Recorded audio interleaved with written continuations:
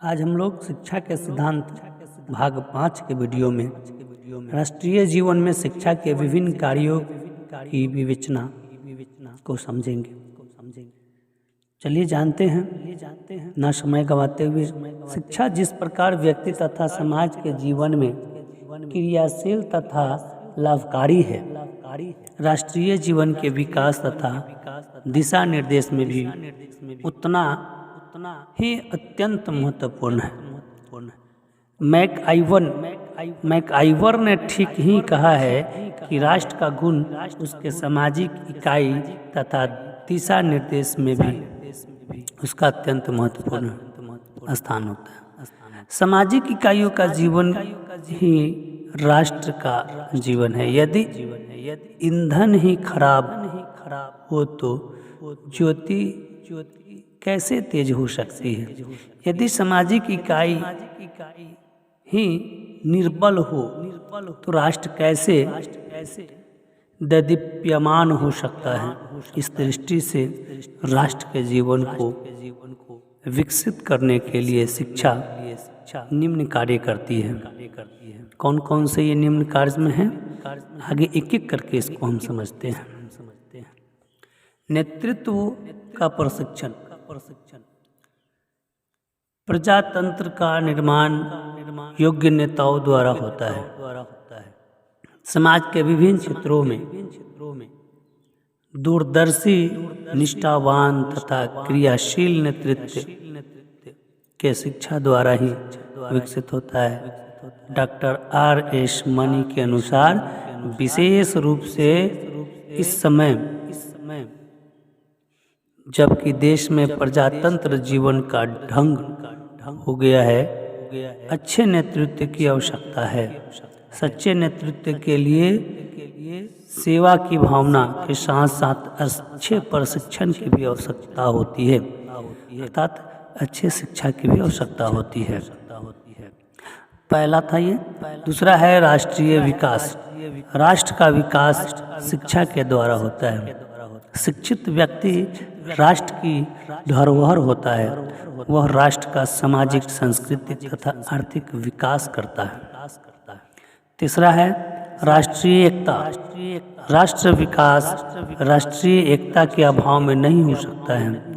जब तक राष्ट्र में एकता नहीं है, उस राष्ट्र का विकास नहीं हो सकता है। राष्ट्रीय एकता का बीजारोपण शिक्षा के द्वारा ही हो सकता है। जब समाज में अशिक्षा रहे, शिक्षा का अभाव रहे, तो राष्ट्र को एक करने में बहुत अधिक कठिनाई होती है। पंडित नेहरू के शब्दों में राष्ट्रीय एकता के विषय में जीवन की प्रत्येक वस्तु आ जाती है। शिक्षा ही राष्ट्रीय एकता का मुख्य आधार है। अब भावनात्मक एकता, इसके भी बहुत बड़ी महत्वपूर्ण है स्थान है राष्ट्र की एकता में। जब तक भावनात्मक एकता नहीं होगी, तब तक हम एक दूसरे से पूर्ण रूप से जुड़ नहीं पाएंगे। राष्ट्र में अनेक धर्म, संप्रदाय तथा वर्गों के व्यक्ति होते हैं। उनमें पारस्परिक सद्भाव शिक्षा के द्वारा ही विकसित किया जा सकता है। शिक्षा के द्वारा व्यक्ति में भावनात्मक एकता विकसित की जा सकती है। शिक्षा के अभाव में लोग में भावनात्मक एकता नहीं हो सकती है। बहुत सारी कृतियाँ अशिक्षा के कारण ही अपना पैर पसार पाती हैं। इसलिए भावनात्मक विकास के लिए भी, भावनात्मक एकता के लिए भी शिक्षा की बहुत महत्वपूर्ण स्थान है। पांचवा है राष्ट्रीय अनुशासन।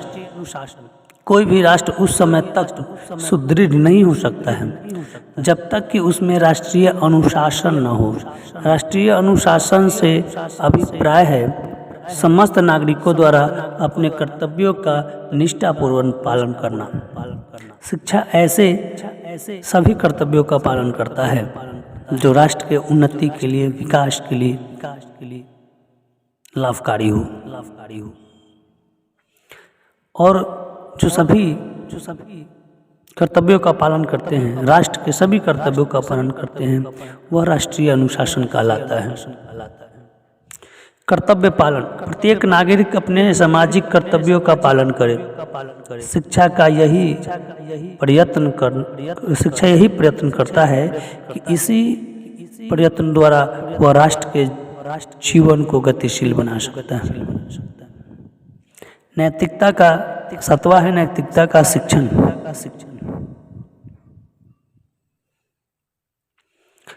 राष्ट्र के विकास में नैतिकता एक बीज मंत्र है। अनैतिक व्यक्ति राष्ट्र को पतन की ओर ले जाता है, जबकि नैतिक व्यक्ति राष्ट्र को उत्थान की तरफ ले जाता है। शिक्षा के द्वारा व्यक्ति में नैतिक गुणों को विकसित किया जा सकता है। हार्वर्ड के अनुसार शिक्षा का एकमात्र कार्य है नैतिकता। नैतिक आधार पर खरा राष्ट्र कभी भी निर्बल नहीं हो सकता है। 8वां है कुशल श्रमिकों का निर्माण। राष्ट्र के निर्माण में कुशल श्रमिक का बहुत बड़ा योगदान है, बहुत महत्वपूर्ण योगदान है। बड़ी बड़ी योजनाओं द्वारा जितने भी उत्पादन कार्य किए जा सकते हैं, उसमें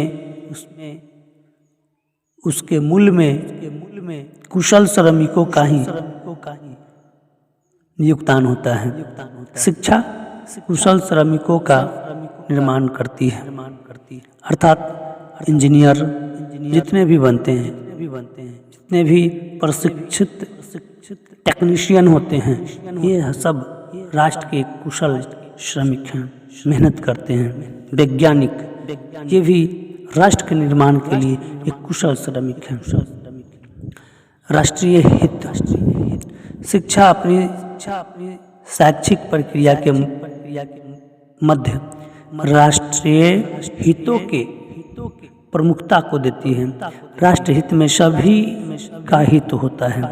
डॉक्टर राधाकृष्णन के अनुसार भारत में प्रजातंत्र का भविष्य अनुशासन में रहने की इच्छा तथा व्यक्ति बलिदान पर आधारित है। यदि भारत को स्वतंत्र, संयुक्त तथा प्रजातांत्रिक रहना है तो शिक्षा को चाहिए कि वो लोग को प्रादेशिकता तथा तानाशाही के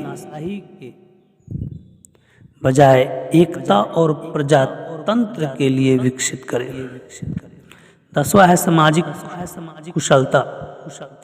राष्ट्र के जीवन को विकसित करने के लिए शिक्षा सामाजिक कौशल को विकसित करनी होगी।